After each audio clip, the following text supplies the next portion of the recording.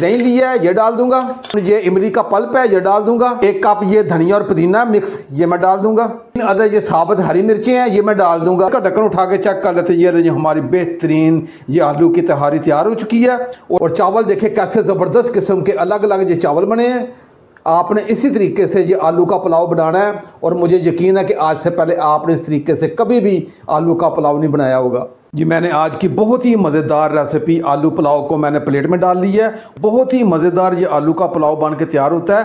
आप एक मरतबा ज़रूर ये मेरी रेसिपी ट्राई कीजिएगा। ये बच्चे बड़े घर के तमाम अफराद इसे बड़े शौक से खाएंगे। बिस्मिल्लाहिर्रहमानिर्रहीम। लाखों करोड़ों अरबों दुरूदो सलाम आप सल्लल्लाहु अलैहि वसल्लम पर और आपकी आल पर। अल्लाह ताला आपको खुश रखे। मैं हूँ तारिक जावेद, आप देख रहे हैं दादा तारिक रेसिपी। जी आज की रेसिपी के लिए मैंने 500 ग्राम आधा किलो कच्ची बासमती के चावल लिए हैं और इसे मैंने 1 से 2 पानी अच्छे तरीके से धो लिया है।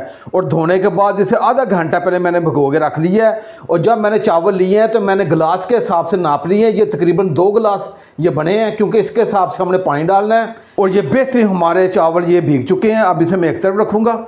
जी आज की रेसिपी के लिए मैंने 250 ग्राम 1 पाव आलू लिए हैं और इनके छिलके उतार के इसकी मैंने कटिंग कर ली है। आप अपने मर्ज़ी से इसकी कटिंग कर सकते हैं। मैंने इसकी दरमियानी कटिंग की है। मैंने एक आलू को 6 हिस्सों में काट लिया है। अब इसे मैं एक तरफ करूँगा।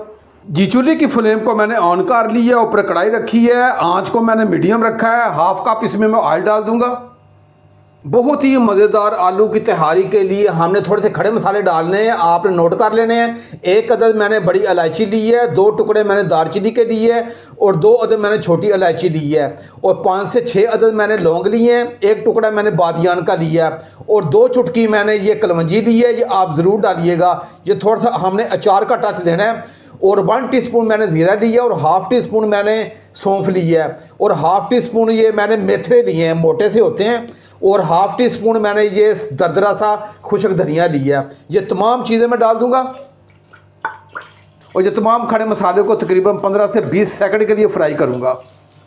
आज आपने मेरे तरीके से ये आलू की तहारी आपने बनानी है, बहुत ही मज़ेदार बनती है।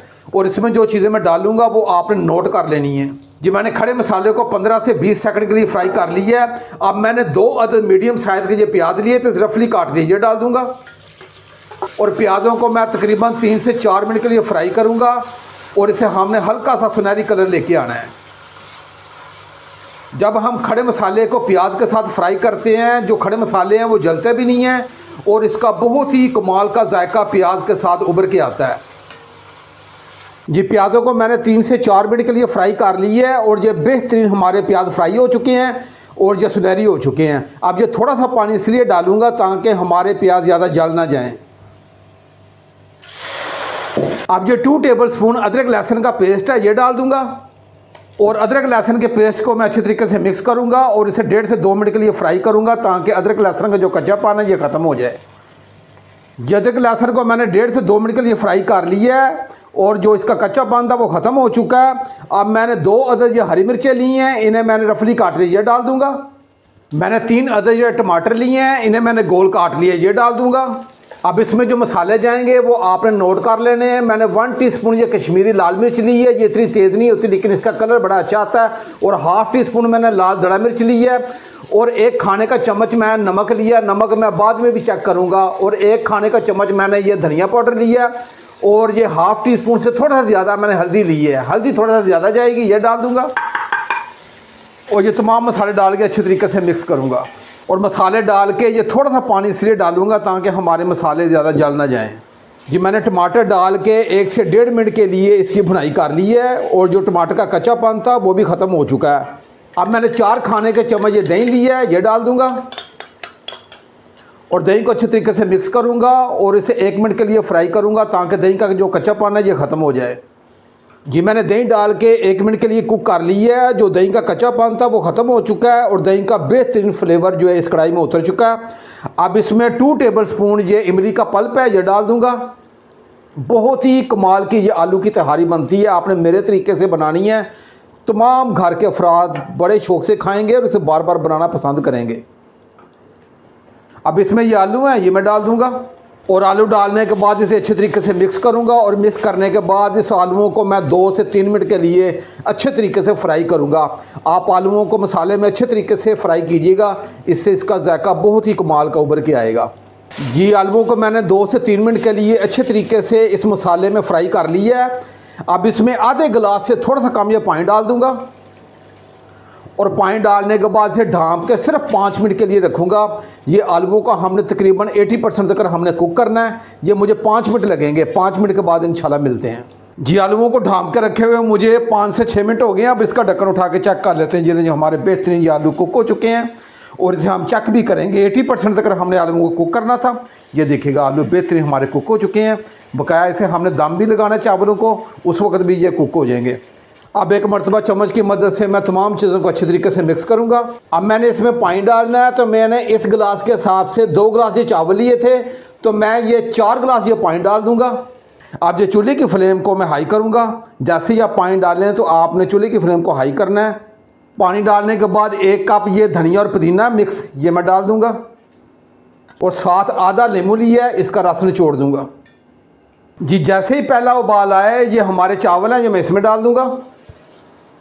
जी मैंने चावल डाल दिए हैं। आप जब भी चावल पकाएं, चावल डालने के बाद आपने आंच को तेज़ कर देना है। आप तेज़ आंच पे इसे 4 से 5 मिनट के लिए मैं कुक करूंगा और हल्के चम्मच के साथ मैं इस चावलों को मिक्स करूंगा और साथ ही 3 अदद ये साबुत हरी मिर्चें हैं, ये मैं डाल दूंगा।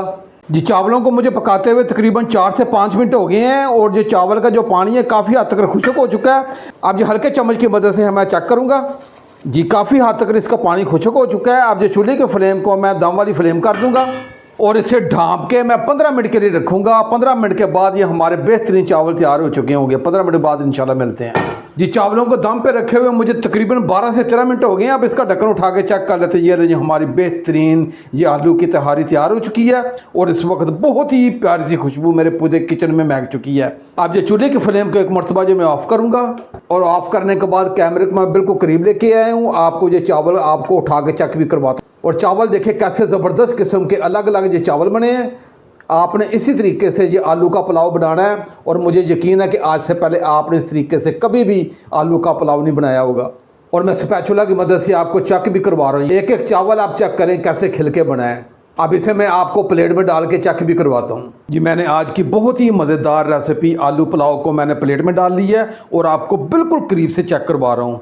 आप यकीन कीजिएगा इस वक्त बहुत ही प्यारी सी खुशबू मेरे पूरे किचन में महक चुकी है। बहुत ज़बरदस्त किस्म का ये पुलाव बन के तैयार होता है। आप एक मरतबा ज़रूर ये मेरी रेसिपी ट्राई कीजिएगा। ये बच्चे बड़े घर के तमाम अफराद इसे बड़े शौक़ से खाएंगे।